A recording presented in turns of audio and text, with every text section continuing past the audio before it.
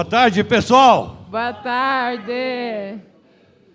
Primeiramente, quero agradecer ao nosso Senhor Jesus Cristo e a Deus por tudo aquilo que tem me proporcionado, pela oportunidade de eu estar aqui presente.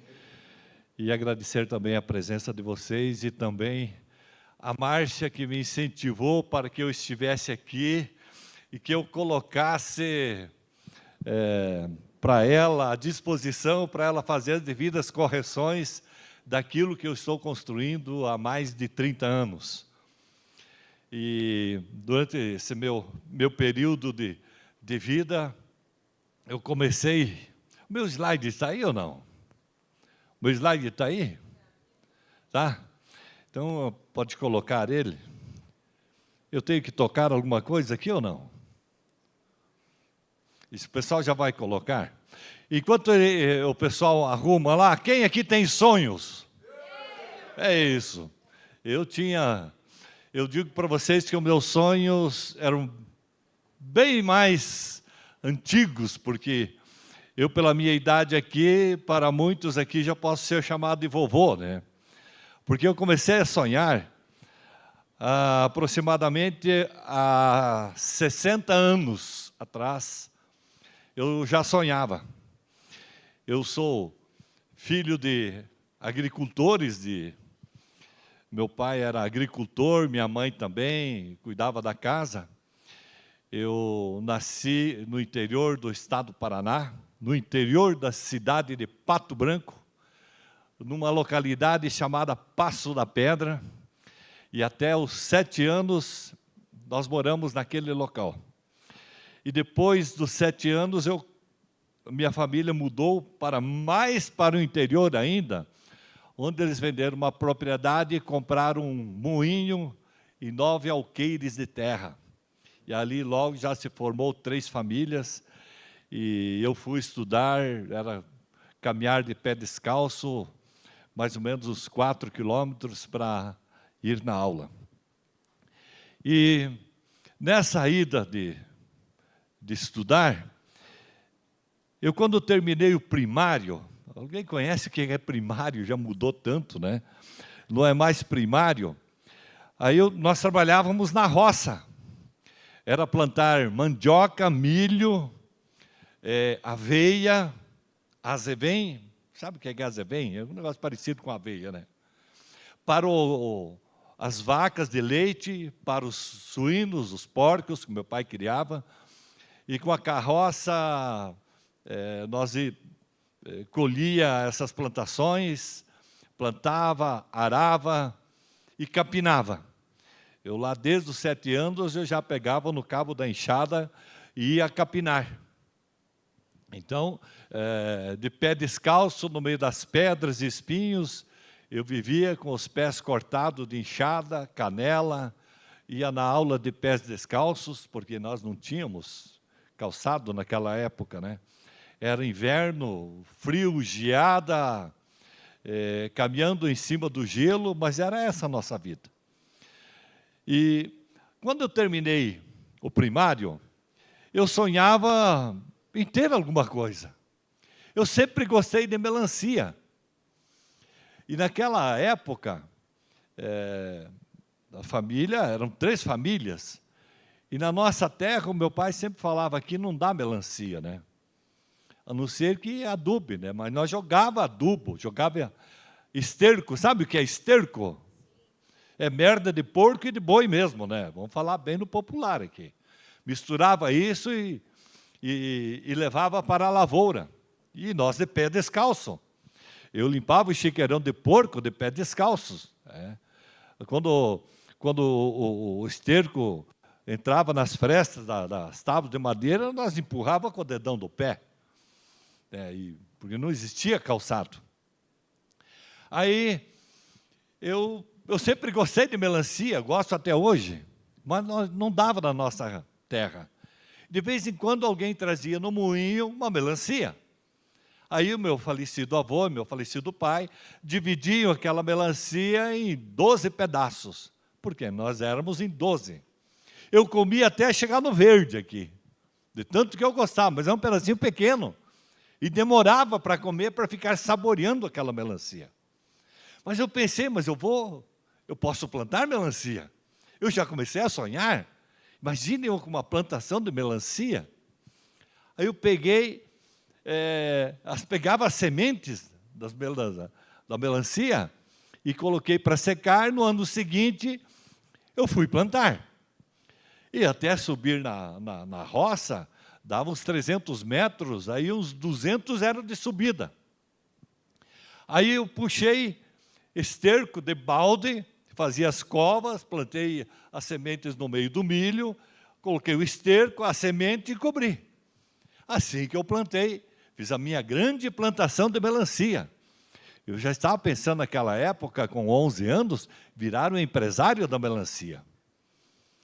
Aí passou tempo e não nasceu nenhuma rama, não nasceu melancia alguma. Aí eu fui ver por que não tinha nascido. Comecei a abrir as covas. As sementes estavam intactas. Não nasceu um pé de melancia sequer. Voltei para casa chateado, triste. O meu pai sentiu aquela minha tristeza. No ano seguinte, ele comprou semente de melancia na cidade, já semente preparada. Trouxe aqueles envelopes para mim, para me incentivando para que eu fosse plantar melancia. Aí eu ouvi de um vizinho que tinha que colocar areia na cova, para daí nascer, porque ele falou assim, eu fui na praia e lá tem melancia, o pessoal planta melancia na praia, então tem que pôr areia. Aí eu fiz o quê? Abri as covas e puxei areia. Foram vários dias puxando areia de baldes, serra acima.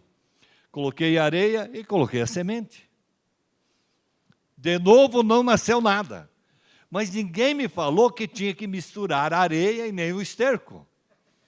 Coloquei em cima, não nasce. Então não daria produtividade ali. Aí começaram a aparecer melancias e não nasceu um pé de melancia. Aí fiquei triste, abatido, chorei muito e falei para o meu pai, não quero mais ficar aqui. E eu já tinha naquela época, chegando aos 12 anos. Não quero mais ficar aqui. Pai, eu quero estudar, quero sair daqui. Porque aquela vida de capinar, de enxada, aquilo para mim era um tormento. Eu vivia com as mãos todas sangrando, de tanto calo e bexigas que fazia na mão. E foi nesse momento que eu tomei uma das decisões mais indignadas e transformadoras na minha vida. Eu saí. O meu pai arranjou um lugar e eu saí trabalhar, saí para fora. Por mais que em casa eu tinha valorização, o meu trabalho tinha sentido, mas para mim ali já deu. Eu queria outra coisa. E fui trabalhar na cidade de Pato Branco. Ali eu era de menor, ganhava meio salário mínimo por mês e pagava meio salário mínimo de pensão. Sobrava alguma coisa ou não? Não sobrava. E eu tomava uma Coca-Cola por mês e comia uma barrinha de chocolate Diamante Negro, aquela pequena, não pense que é aquela grande de 280 gramas. Então esse dinheiro faltava no final do mês, porque eu pegava o dinheiro, levava na pensão. Aí o meu pai pagava essa diferença e deixava sabão na casa onde eu morava de pensão para que eles lavassem a minha roupa. Eu só tinha uma calça. Eu tinha uma calça, lavava no final de semana, usava um calção e pronto. Aí, para completar, eu consegui arranjar um emprego ao meio-dia para cortar carne em churrascaria. Aí eu trocava pelo almoço. Foram 6 anos assim, trabalhando dessa forma. E trabalhava também, daí depois eu arranjei para trabalhar em bailes de casamentos. Eu era tão habilidoso que era o primeiro a ser chamado. Então, todo final de semana, sábado e domingo, eu não namorava nada, eu ia trabalhar, precisava trabalhar para sobreviver. E foi assim a minha vida. Mas chegou um momento que algo começou a me transformar, porque eu conheci novas ideias. Eu sempre tive o sonho de ser alguém na vida. Eu não queria mais aquela vida. Eu lendo o livro Pensamento Positivo, que emprestado por uma colega, a filha do patrão onde eu trabalhava, eu li no Pensamento Positivo que eu tinha que alimentar. Eu tinha que me alimentar com coisas boas nas minhas ideias. Tinha que ter coisas positivas. E o poder do subconsciente, nesse livro, eu entendi que tudo aquilo que nós... Olha lá o livro, né? O poder do pensamento positivo, está ali, ó. Tá? Do Norman Vincent Peale. Esse foi um dos primeiros livros. Esses foram os 3 primeiros livros que eu li na vida, emprestados. Aí o poder do subconsciente, tudo aquilo que nós repetimos, guarda no subconsciente. Nós aqui, por exemplo, nós estamos aqui, eu estou aqui agora no subconsciente, no inconsciente. Porque eu sei o que estou fazendo, não preciso ficar treinando. O subconsciente é eu ter aprendido a andar de bicicleta. Quando nós dirigimos no subconsciente. O inconsciente eu preciso entender o que eu vou fazer. Vou fazer uma marcha, eu devo virar o volante para cá ou para lá, em que momento? O subconsciente, nós tocamos ele sem precisar ficar pensando. E aqui o Como Fazer Amigos, outro livro que me ajudou a fazer amigos, a eu tratar melhor as pessoas, sair daquela fase de agricultor bruto, da rudeza do campo, do interior, para um tratamento mais polido. Isso foi me ajudando a ter bons relacionamentos para com as pessoas. E eu sempre sonhava nesses relacionamentos ter alguma coisa. Eu saí daquele emprego, fui para um emprego garantido, depois daquele fui para outro, trabalhar em banco, mas eu tinha um sonho mais adiante. Eu não queria só aquilo para mim. Eu queria ser empresário. Ser empresário, ser dono de mim. E eu tive a oportunidade de ser, como sou até hoje. Quebrei 2 vezes. Mas quebrei por quê?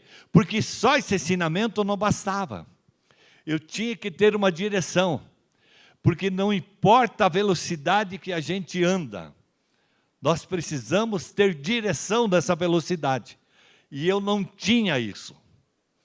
Foi só com o passar do tempo, quando eu comecei a ler um pouco mais a Bíblia, que eu encontrei em livro dos Provérbios, os propósitos da minha vida. Porque até aquele momento eu estava correndo atrás do vento, quando diz lá em Eclesiastes, o livro de Eclesiastes foi escrito pelo Salomão, já no final da vida dele. Foi contando as experiências que ele viveu. Porque muitas vezes nós corremos atrás do vento. E foi quando eu entendi que eu deveria colocar no papel aquilo que eu queria, que é ter propósito. E eu escrevia meus propósitos. Esse aqui é o mais recente que eu tenho. Porque quando nós colocamos no papel, planejamos, usamos o SMART, que é a forma de planejar, nós conseguimos os resultados. Porque quando nós temos o propósito, nós sabemos aonde nós queremos chegar. Esse aqui é meu último propósito. Esse aqui eu escrevi no dia 25 de outubro, quando entrei no apartamento que eu moro hoje. Eu coloquei, eu quitei o apartamento até outubro de 27. Esse apartamento era financiado em 30 anos, já está pago. 21 meses eu paguei ele. O meu propósito era pagar em 5 anos. Eu paguei em 21 meses, porque eu fiz um propósito. Mas como eu consegui dinheiro? Não sei. Não sei. Foram aparecendo negócios e foi fazendo, eu fui quitando, quando vi, estava pago. Fui amortizando, usando o sistema de amortização, cada pagamento de uma parcela eu já quitava 5, quando veio o negócio foi, terminou. Quando eu vi, só faltava mais 4 parcelas. Aí, eu estou fazendo palestras, eu parei na pandemia, já comecei esse ano novamente. Escrevi um livro sobre propósito de vida, Já estava escrito, era só publicar, né? Já estava. Daí encontrei a Márcia, que me deu um incentivo, um empurrão. Aí faltava coragem, às vezes falta coragem para nós. Às vezes nós estamos preparados e falta coragem para isso. Aí eu leio todos os dias, eu leio a Bíblia todos os dias, eu sou cristão luterano. Eu leio 5 minutos com Jesus, leio Castelo Forte todos os dias. Se eu não li hoje, amanhã eu vou ler o dia de hoje e o dia de amanhã. Aí eu gravei curso pela internet, já tenho o curso gravado, já está pronto. E aí o meu sonho sempre era ter uma caminhonete. Eu coloquei na parede lá da minha casa, onde eu morava, coloquei, eu tenho essa caminhonete. Pronto, estou com a caminhonete aí. Então, tudo aquilo que nós colocamos com propósito, nós conseguimos realizar. Em 2004, eu estava quebrado. Tinha um carro Verona. Alguém conhece carro Verona? Conhece, né? Esse carro Verona que eu tinha, ele tinha um ninho de formiga dentro do carro. Não conseguia descobrir, mas tinha um ninho de formiga. Toda vez que eu ia embarcar nele, tinha formiga. Aí, nós fomos numa feira em Pato Branco. Eu, minha mulher e meus 2 filhos. Hoje, meus filhos são casados, eu já sou avô. Vou fazer 68 anos agora, dia 6 de dezembro. Vocês, inclusive, estão convidados para o meu aniversário. E daí, lá para chegar, tem uma porta lá que, para entrar, precisa apertar a campainha. Vai ser em Curitiba. Daí vocês vão apertar a campainha com o cotovelo, tá? Tá para entrar. Tem que ser apertar com o cotovelo.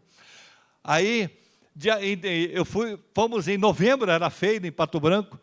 Fomos eu, minha mulher e meus 2 filhos, que eram ainda crianças. Aí, chegamos lá e conhecemos um tal de Corolla. Tinha um Corolla prata, coisa mais linda do mundo. Aí eu com o Verona lá estacionado no estacionamento, comecei a olhar aquele Corolla, né? E o pessoal lá me conhecia, Pato Branco, naquela época lá, cidade pequena, todo mundo me conhecia porque eu era da sociedade, era do comércio, tinha indústria e tudo.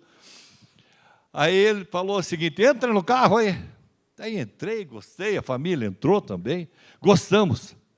Daí eu saí de lá com um catálogo, um Corolla prata, cor prata.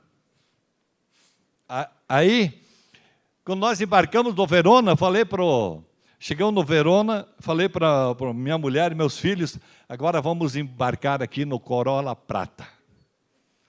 Embarcamos, sentamos no Verona, olha aqui, sintam como é andar num Corolla. Olha como é gostoso, olha que é automático esse carro. Sintam, vamos andar de Corolla. Aí chegamos em cá, vamos estacionar o Corolla, vamos cuidar bem dele. E peguei aquele flyer, aquele folder, e colei na parede assim, e escrevi, eu tenho esse Corolla prata até junho de 2005. Junho, nós estávamos em novembro de 2004, eu só tinha boleto para pagar, né? Eu não corria atrás dos boletos, eles corriam atrás de mim. Aí, coloquei lá, eu acreditando que eu teria. Aí eu viajei, fui trabalhar, quando cheguei de viagem, o meu filho chegou atravessou a cidade de Pato Branco, trouxe lá uns 10 folders, e daí eu peguei cada folder e escrevi assim, eu tenho um Corolla prata até junho de 2005. E colei nas paredes, na sala, no quarto, colei em cima do teto no quarto, colei na parede, porque qualquer movimento que a gente fizer, a gente tem que olhar, né? Tá? Acordou, olha, faz qualquer coisa, olha, está lá o Corolla. Então era Corolla prata o dia todo. Sabe o que aconteceu? Em abril de 2005, eu fui até a agência da Toyota em Pato Branco com o porta-luva cheio de dinheiro e cheque. E saí de lá com o Corolla prata. Você viu? É propósito. Primeiro nós temos que propor aquilo que nós queremos. Porque propósito é isso. Propõe aquilo que você deseja. Nós somos um propósito de Deus. Nós somos.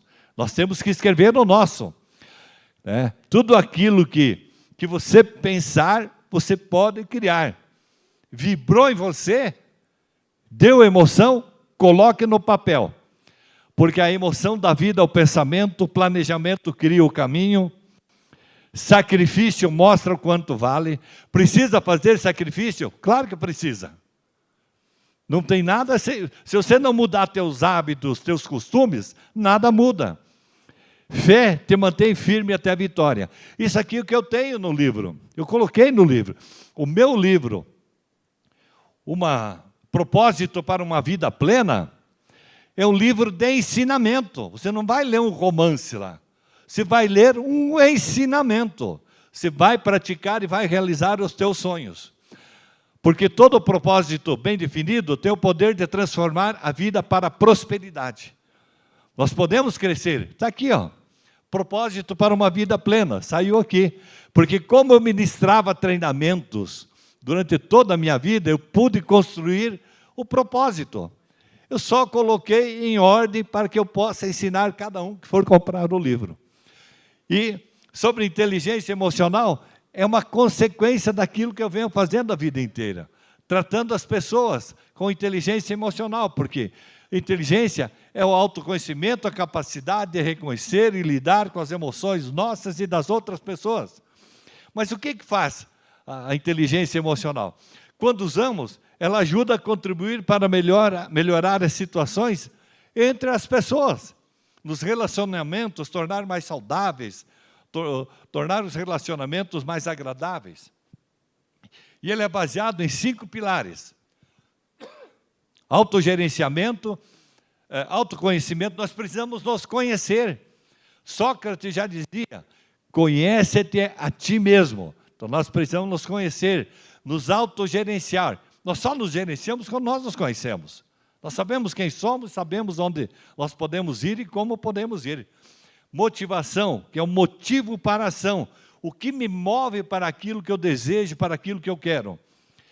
Entender a outra pessoa, colocar-se no lugar da outra pessoa quando nós formos tratar com alguém. E habilidades de lidar com as pessoas em público, com as situações, que são as habilidades sociais. E eu trago para você aqui que nós devemos ter comunicação assertiva, que é saber lidar com pessoas de atitudes difíceis. Esse é o meu próximo livro. Já está assim, só nos finalmente. Por quê? Porque do treinamento de liderança, que eu fui treinador do Dale Carnegie, do Napoleão Hill, nós temos esses princípios. Eu criei o meu treinamento baseado nessas escolas que eu fui instrutor, fui treinador, fui palestrante, eu criei o meu treinamento. E baseado nesse que eu treinei, eu precisei escrever muito. E cada uma aula dessa vai dar um livro. Então, comunicação assertiva, saber lidar com as pessoas de atitude difícil. E aqui surgiu daí equilíbrio emocional na prática. Podia colocar inteligência emocional, mas daí ia misturar com todos os outros. Então, vou criar aqui um nome junto com a Márcia. A Márcia é minha mentora, a Márcia é pessoa fantástica, que me ajudou, me deu uma luz para que eu não ficasse assim, de bater com as outras pessoas. Então, esse livro aqui, logo estará aqui nas melhores bancas, e também eu já coloquei em e-book para vender para as outras pessoas. O e-book é um pouquinho diferente, não está tão polido quanto esse, mas vai poder ajudar.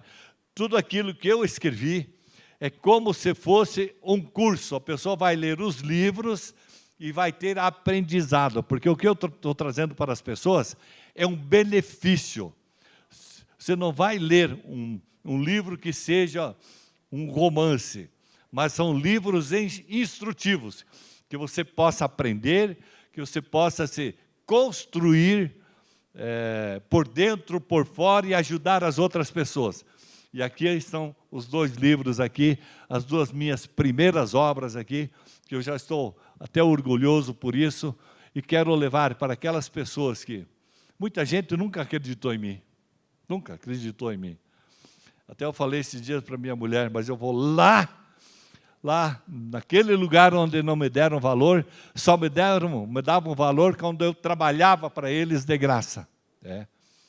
Porque a gente tem que entender também que Jesus falou isso está na Bíblia, né? Saia da tua parentela, né? Porque onde não lhe dão valor, vá para um outro lugar. E foi assim que eu fiz. Estou em Curitiba, estou muito bem. Onde eu estava, em Pato Branco, só quebrava, era um sobe e desce, era uma montanha russa, né? Assim como o dinheiro vinha, o dinheiro saía. Depois de muito aprendizado, depois de colocar tudo com propósito, com planejamento, a vida começou a dar certo. Tudo tem um sacrifício, porque se nós queremos alguma coisa, nós temos que mudar os hábitos. Se continuar fazendo a mesma coisa, o resultado será sempre o mesmo. Quando nós nos propomos, eu e a minha mulher, ajudar os filhos, nós tínhamos que abrir mão de alguma coisa, né? Por exemplo, se nós se for, né, eu e minha mulher, nós não vamos ficar para semente, né? Ninguém vai ficar.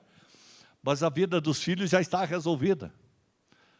Eles não vão se incomodar em fazer, vamos fazer aqui um inventário, dividir o que o pai e a mãe têm. Só vão dividir os boletos que sobrarem, o resto não tem mais nada, né?